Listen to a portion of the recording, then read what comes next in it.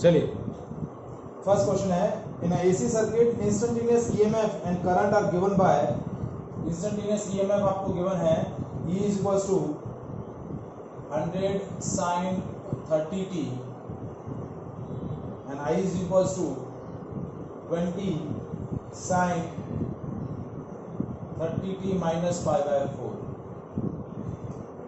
In a one cycle of AC, average power consumed by the circuit and wattless current, average power कितनी होगी और wattless current कितना होगा,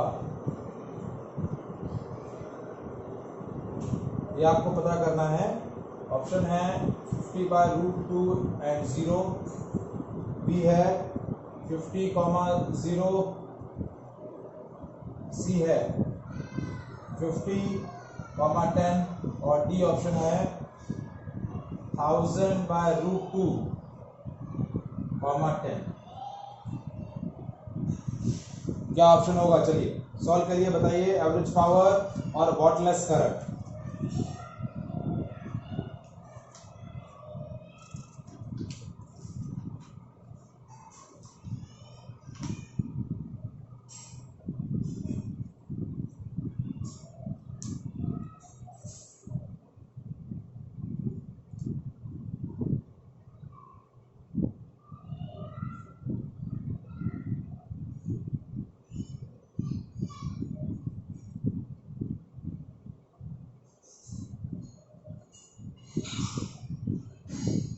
देखिए average power क्या होगा, VRMS into IRMS into cos phi, ठीक है। तो VRMS है 100, IRMS है 20, क्योंकि ये VRMS ये IRMS और cos फाई, तो cos फाई की वैल्यू VRMS मैंने बोला 100 वोल्ट है, IRMS आपका कितना? हाँ जी सर वो कैसे पता चलेगा जो मतलब पी एवरेज जो होता है वो मतलब पीआरएमएस लेना है कि फिर देखो या तो देखो V0 I0 by 2 cos phi, आपको इंस्टेंटेनियस वैल्यू दे रखी है ना, तो ये आपका VRMS होता है। सॉरी यहाँ गड़बड़ कर दिया ना, ये VRMS नहीं है, ये V0 है, गड़बड़ कर दिया मैंने। V0 और I0, यदि ये देखिए इंस्टेंटेनियस वैल्यू दे रखी है तो ये V0 और ये I0 है, ठीक है। तो फॉर्मूला ये लगेगा V0 I0 by 2 cos phi, और यदि आपको AC सोर्स दिया हुआ है और उसका वोल्टेज डायरेक्ट लिखा हुआ है तो फिर वो VRMS वोल्टेज है। वो कौन सा वोल्टेज है? VRMS। फाई की वैल्यू क्या हो जाएगी? फाई की वैल्यू पाई बाय 4।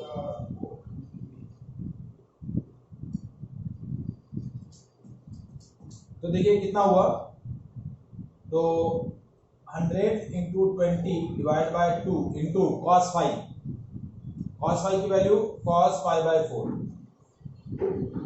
हो गया 1000 इंटू cos पाई बाय 4 यानी 1/√2, तो हो गया 1000/√2 वॉट। तो उस हिसाब से हमारा एवरेज पावर का फॉर्मूला ये आया, ये ऑप्शन आया। लेकिन अब ये 10 कैसे आया ये भी हमें निकालना पड़ेगा। तो वॉटलेस करंट हमने बताया था, वॉटलेस करंट देखिए ये वाला जो फैक्टर होता है IRMS cos फाई, और वॉटलेस करंट क्या होती है IRMS, ये जैसे IRMS है तो IRMS sin फाई, तो वॉटलेस करंट होती है IRMS sin फाई। क्या होती है? IRMS sin phi. तो आपकी IRMS वॉटलेस करंट की वैल्यू निकालें,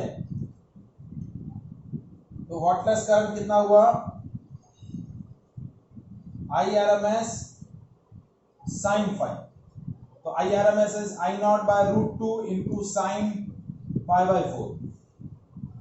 तो I0 की value 20/√2, 20/√2 into sin pi by 4 1/√2, ये हो गया 20/2 यानी ये हो गया 10 एम्पीयर। कितना हो गया? 10। तो वॉटलेस करंट कितना आया आपका? 10 ampere. Is it clear?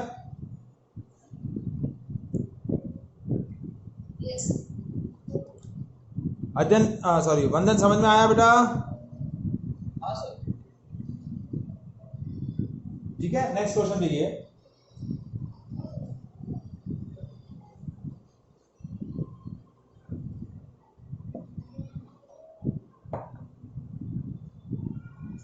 An arc lamp requires a direct current of 10 ampere at 80 volt to function. If it connected to the 220 volt RMS voltage and 50 Hz AC supply, the series inductor needed for it for work is close to. आपको क्या बोला है? Arc lamp है, require a direct current of 10 ampere at 80 volt. ठीक है, एक lamp है, यानी ये lamp, it require a direct current when it is operate at a voltage of 80 volt. 80 volt है और कितनी करंट चाहिए इसको? 10 एम्पियर। तो रेजिस्टेंस हो जाएगा R equals to V by I। क्या हो गया? R equals to V by I। ठीक है, तो 80 बाय 10 यानी 8 ओम। ये आर्क लैंप का रेजिस्टेंस कितना आएगा? 8 ओम। अब if it is connected to 220 volt V supply, the series induction needed for it to work is closed। मतलब अब इसके साथ एक इंडक्टर कॉइल कनेक्ट कर दी, सॉरी, और इसको एसी सोर्स के साथ कनेक्ट किया 220 वोल्ट।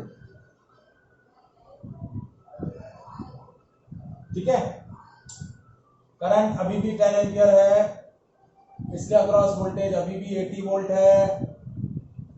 तो वो पूछा है कि इस इंडक्टेंस की वैल्यू कितनी होगी। ऑप्शन दिया है 0.08 हेनरी, ऑप्शन बी है 0.044 हेनरी, ऑप्शन सी है 0.065 हेनरी, इसका फ्रीक्वेंसी 50 हर्ट्ज है, और ऑप्शन डी है 80 हेनरी।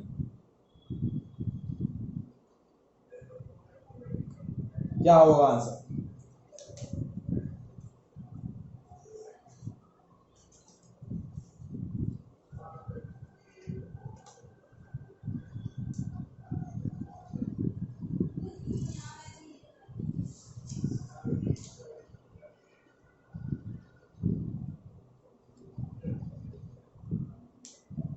हाँ जी, कैसे करेंगे?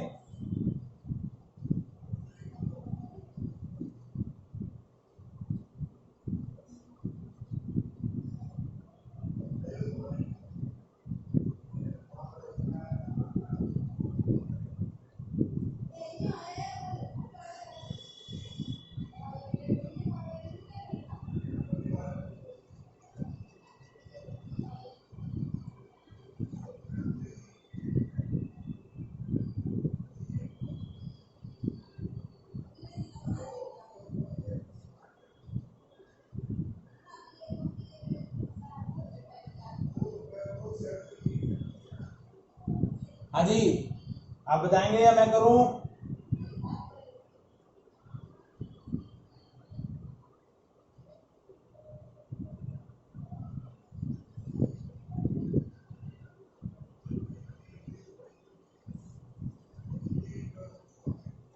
हाँ जी बेटा, क्या कह रहे हैं?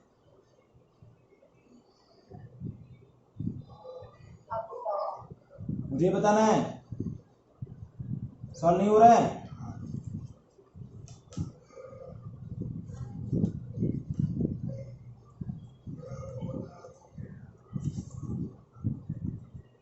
वंदन, सर मैं ट्राई कर रहा हूँ। ठीक है, करो करो।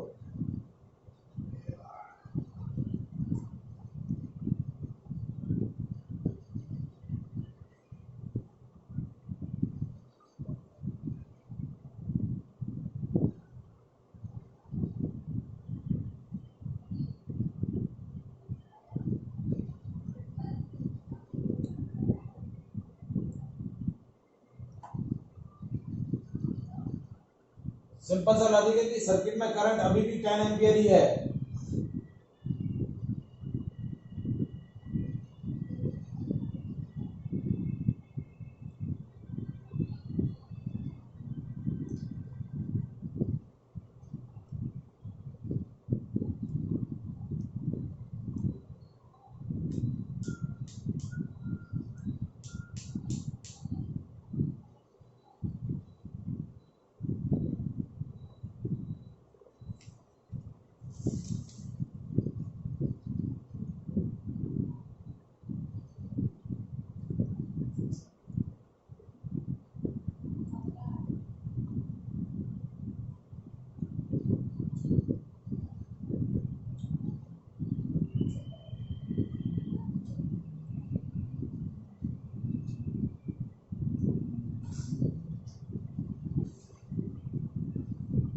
देखिए जल्दी, चलिए मैं बताता हूं।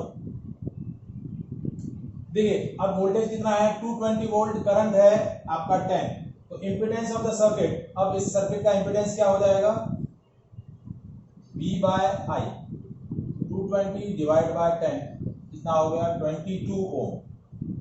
आपका ये रेजिस्टेंस 8 ओम ही है, आपको XL की वैल्यू निकालनी है, तो Z is equal to under root R square plus XL square, तो Z square is equal to R square plus XL square, तो ये होगा 22 का square is equal to 8 square plus XL square, तो XL स्क्वायर कितना आ गया, 484 minus 64,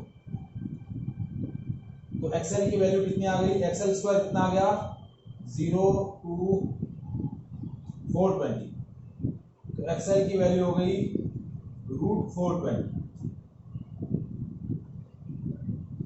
ओम। ठीक है, अब XL की वैल्यू आने के बाद XL is equal to omega into L, तो L की वैल्यू हो गई XL अपॉन ओमेगा, XL की वैल्यू है √420, ओमेगा की वैल्यू 2 पाई f यानी 340, तो ये आपको L की वैल्यू दे देगा हेनरी के अंदर, √420 डिवाइड बाय 340,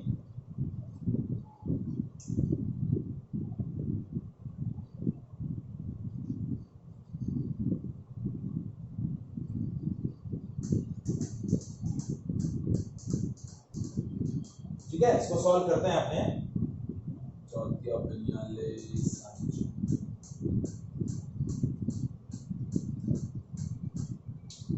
420 निकालना ही पड़ेगा, ठीक है। So 0.06.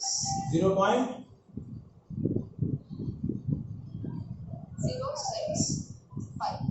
ठीक है, तो ऑप्शन सी आया हमारा 0.065, that is option number C. Logic आया समझ में, ठीक है। इसके 30 क्वेश्चंस हैं, जेई वाले सेक्शन में एसी के 30 क्वेश्चंस हैं, तो ये क्वेश्चंस आपको आज सॉल्व करने हैं, कल मैं इसी में से डिस्कस करूंगा, अभी भी मैं उसी में से डिस्कस कर रहा हूं, ठीक है। आपको भी इसी में से सॉल्व करने हैं। अभी देखिए लास्ट ईयर जो क्वेश्चन आया 2020 के अंदर 30 क्वेश्चन देखिए, in the LC circuit the inductance is 40 milli henry and capacitance C is 100 microfarad.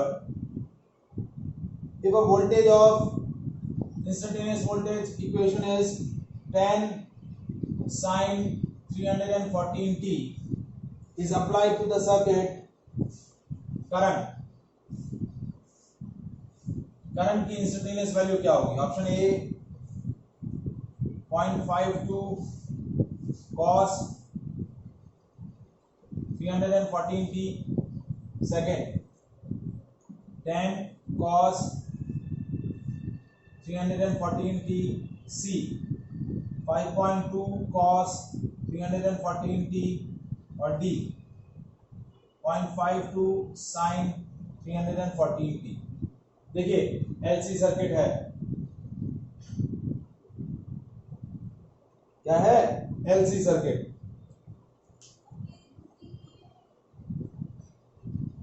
तो ये आपका करंट है, ये आपका वोल्टेज अक्रॉस L है, ये वोल्टेज अक्रॉस C है,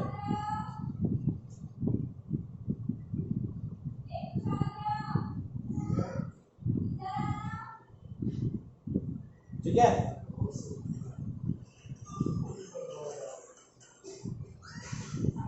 तो ये कंफर्म है कि करंट और वोल्टेज, अब VL और VC की वैल्यू निकालनी पड़ेगी, तो करंट और वोल्टेज के बीच के फेज डिफरेंस π/2 है, ठीक है। यदि आपका VL होगा, और इसमें ये भी कंफर्म है कि VC की वैल्यू बड़ी होगी, क्यों, क्योंकि cos पॉजिटिव में है, क्योंकि आपने इंडक्टेंस के अंदर देखा होगा I = I0 minus cos ω t आता है, माइनस I0 cos ω t आता है, और जब कैपेसिटर के अंदर लगाते हैं तो I = I0 cos ω t, तो VC जो है वो बड़ा रहेगा VL के कंपैरिजन में। फिर भी हम यहाँ कैलकुलेट करना पड़ेगा क्योंकि करंट की वैल्यू हमने कैलकुलेट करनी है। देखिए आपको V नॉट दिया हुआ है 10 वोल्ट, क्या दिया हुआ है 10 वोल्ट दिया हुआ है। I नॉट की वैल्यू निकालनी है तो I नॉट हो गया V नॉट बाय Z, ठीक है। और Z की वैल्यू LC सर्किट में होगा XL डिफरेंस ऑफ XC, इन दोनों का जो डिफरेंस होगा वो आपको क्या देगा, Z की वैल्यू देगा। तो भाई XL की वैल्यू निकालते हैं। XL इज ओमेगा L और XC is 1 by omega C। Omega की वैल्यू है 314, XL है ओमेगा L, जो होगा 314 into 40 into 10 to power minus 3, ये हो गया 12 16 314 इंटू 4 16 4 5 1256, ये हो गया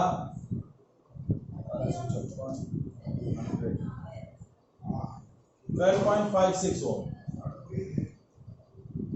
और XC की वैल्यू 1 बाय ओमेगा C, तो ये हो गया ओमेगा की वैल्यू 100 माइक्रोफैरड, तो 10 to power 4 divide by 314, 1000 divide by 314। Solve करो, 1000 डिवाइड बाय 314 कितना आ रहा है,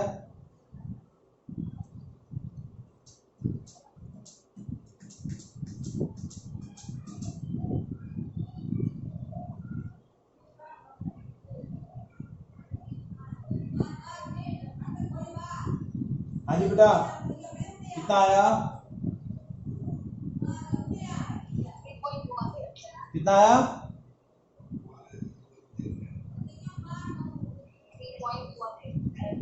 3.1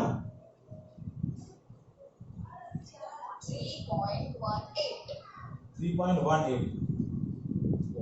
तो देखिए एक्सेल की वैल्यू बढ़ी आई है, एक्सेल ज्यादा आया है XC के कंपैरिजन।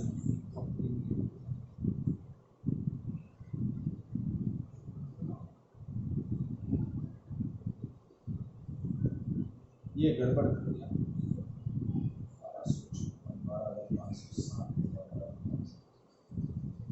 ठीक है। तो आपका Z कितना आ गया, Z का वैल्यू आया XL माइनस XC 12.56 माइनस 3.18 8 3 9.38 हो, जो हो गया 10 अपॉन 9.38 ओ, ठीक है। सॉल्व करो कितना आ रहा है, 10 डिवाइड बाय 9.38, बहुत से ज्यादा आ रहा है, कुछ गड़बड़ कर दी है हमने कैलकुलेशन में, कुछ तो गड़बड़ है। 1.06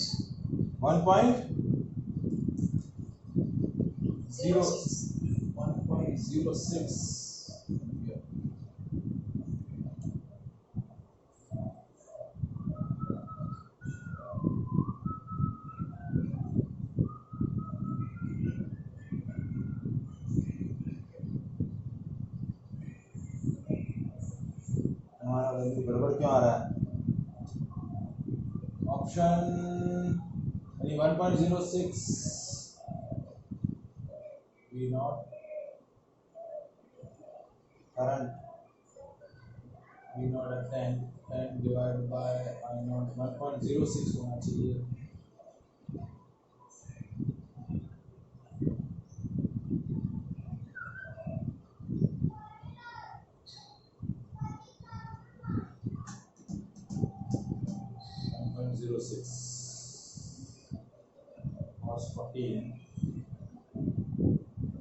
आंसर ऑप्शन में नहीं आ रहा ना, ऑप्शन ए होना चाहिए।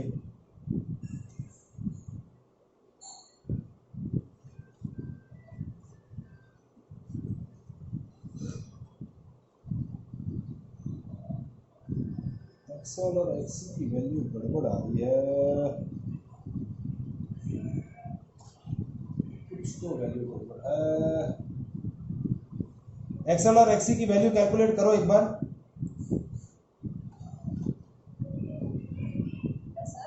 एक्सएल और एक्सी की वैल्यू में गड़बड़ लग रहा है मुझे। देखो XC की वैल्यू गलत आ गई, XC की वैल्यू या 1000 नहीं है, 10,000 डिवाइड बाय 314 है, तो XC की वैल्यू 31.8 ओम। जैसे मैंने पहले बोला था कि XC की वैल्यू VC की वैल्यू बड़ी होनी चाहिए, तो ये हो गया 31.8।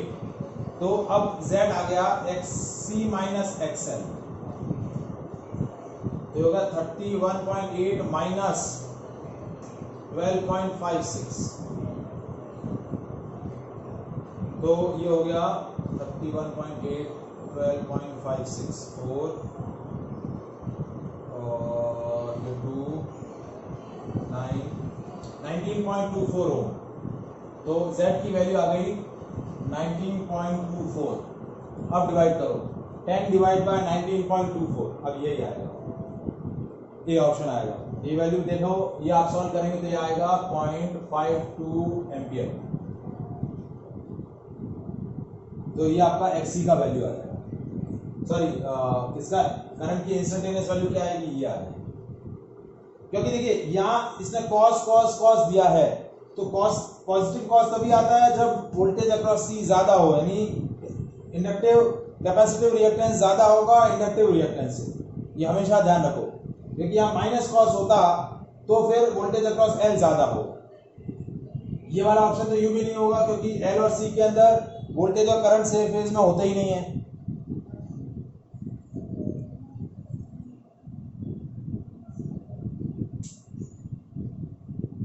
ठीक है, अब देखिए next question. In LCR circuit behave like a damp harmonic oscillator, comparing it with a physical spring mass damp oscillator having damping constant B, the current equivalence will be. ये भी लास्ट ईयर क्वेश्चन आया है, क्योंकि LC oscillator के अंदर, LCR circuit के अंदर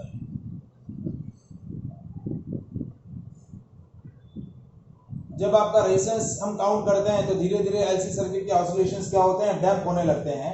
यदि हम इस डैम्पिंग को किससे कंपेयर करें, फिजिकल स्प्रिंग मास डैम्प ऑसिलेटर से कंपेयर करें with the damping constant B। आपको डैम्पिंग कांस्टेंट क्या दिया है, इसको हमें SHM वाले पार्ट से भी कंपेयर करना पड़ेगा B। तो now correct equivalence would be L is equivalent to the 1 by B, C is equivalent to the 1 by M, and R is equivalent to 1 by K. B, L is equivalent to K, C is equivalent to B, and R is equivalent to M. Third option, L is equivalent to M, C is equivalent to 1 by K, and R is equivalent to B. L is equivalent to M, C is equivalent to K, and R is equivalent to B. आपको डैम्प oscillation, जो spring mass system के डैम्प oscillations हैं, उनको आपको compare करना है इससे, आपके LC ऑसिलेशन के डैम्प ऑसिलेशन से।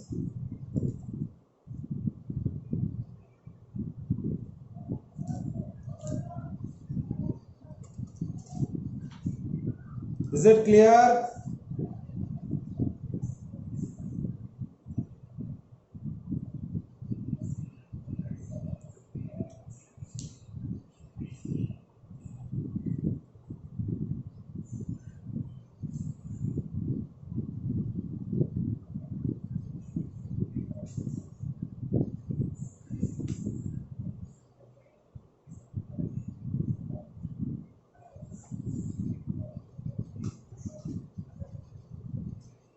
हाँ जी भाई, कैसे करेंगे?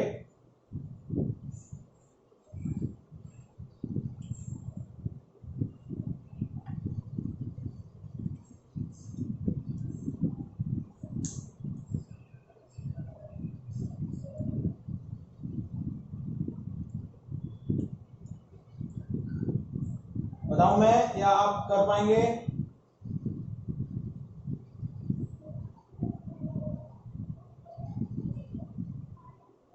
देखिए इसको देखिए एलसीआर सर्किट, देखिए ये एलसीआर सर्किट है,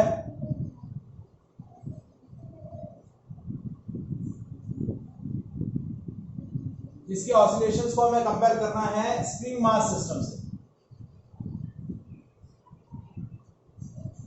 इससे कंपेयर करना है। तो स्प्रिंग मास सिस्टम के अंदर जो डैम्प ऑसिलेशन की इक्वेशन होती है वो क्या रहती है, ma plus bv plus kx is equals to 0। ये एसएचएम का इक्वेशन है डैम्प ऑसिलेशन का।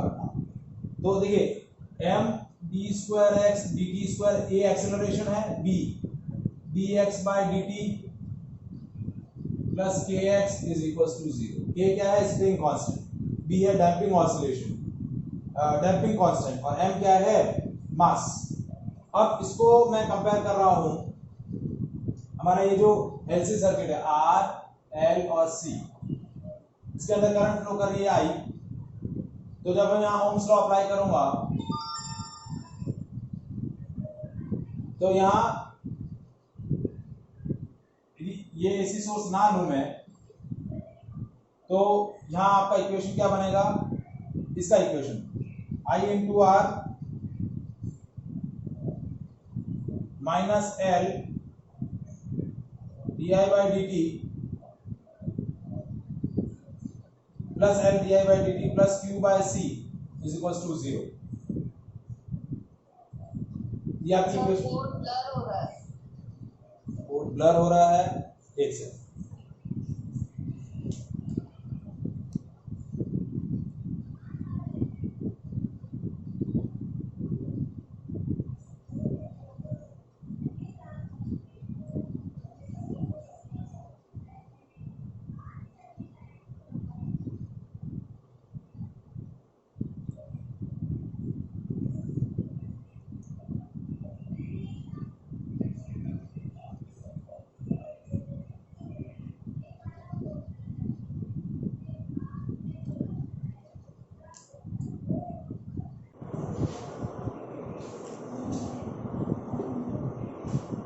तो देखिए ये मैंने एलसीआर सर्किट की इक्वेशन लिखी, तो आई की जगह मैं क्या रख रहा हूं, D Q by D T into R plus L D Q square Q upon D T square, क्योंकि आई की जगह मैंने क्या रख दिया, D Q by D T plus Q by C is equal to 0। तो अब इसको यदि मैं इसको कंपेयर करूं, L D square Q D T square plus R D Q by D T plus by C is equal to 0। तो इसको, इस इक्वेशन को आपको इससे कंपेयर करना है, किस इक्वेशन को, इस इक्वेशन को आपको इससे कंपेयर करना है। ये वोल्टेज, ये आपका second degree differential equation of LCR circuit है, ये स्प्रिंग मास सिस्टम है डैम्प ऑसिलेशन का। तो देखिए ये क्या है, R और B इक्वल है, दूसरा M और L इक्वल है, और K और 1 बाय C, K और 1 बाय C इक्वल है। तो R B के इक्वल, C 1 बाय K के इक्वल और L M के इक्वल। तो ऑप्शन C हमारा करेक्ट हो जाएगा। देखिए मैं वापस से बता रहा हूं, इस इक्वेशन को इससे कंपेयर किया,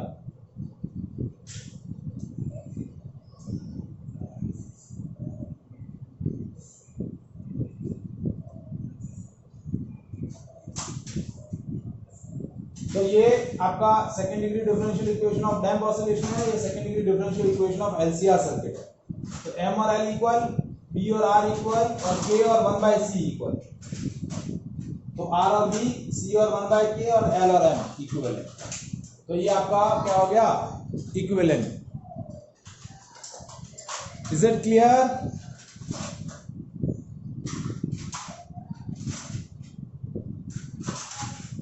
आया समझ में बेटा?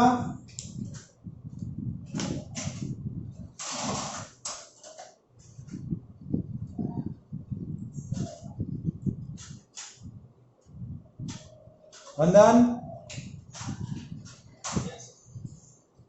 ठीक है।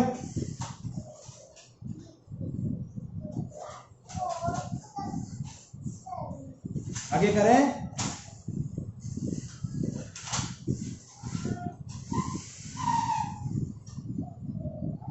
नेक्स्ट क्वेश्चन करें बेटा।